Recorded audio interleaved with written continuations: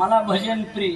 मी ते एवढा कीर्तनाचा चाहता नाही, मी भजनाचा चाहता आहे. त्याच्यामुळं बिनधास्त भजन म्हणा, मोकळ्या मनानं म्हणा. आता काही माझ्या मागे व्याप नाही, काय नाही, इथून पुढे काही नसते आता, बरोबर आहे का नाही. हे शेवट असते, नाही तर आता इथून जाऊन पहाटे हायचे पुन्हा 4 वाजता, पण ती जाऊ द्या. हे आताच म्हणजे आता काय नाही इथून पुढे. आता इथून झालं की परभणी जवळ सुक्रे वडगाव पहाटे 4 लागे. आता काही गडबड नाही, काय नाही, काय नाही. इकडे लक्ष द्या.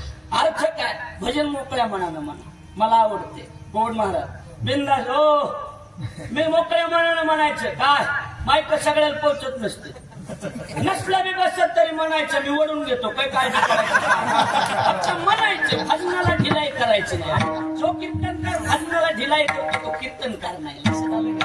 भजन मोकळ्या म्हणणं बिंदास. हा फक्त वडून घ्यायला हाताला यावा अंदाज, बाकी काय नाही. शिवभोळा चक्रवर्ती तू ही माय माहिती हो एवढंच मला, बाकी काय.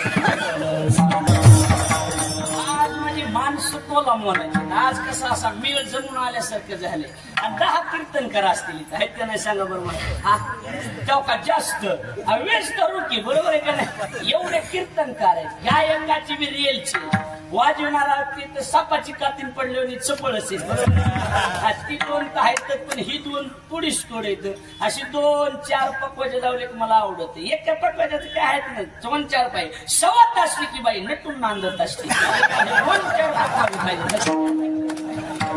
आनंद आहे. मित्वाला मुलाचे वाजवणार बी आता गाजलेले पट्टीतले, ऐकणारे बी अर्ध्या बटाटे म्हणे टको टको टको टको. आणि वाघ महाराज मला पुन्हा कमी जास्तीला काही अडचणच नाही. निमेच्यावर ज्ञानेश्वरी बी पाठ, निमेच्यावर गाथा बी पाठ. लोणाबाबाची ओळख होत.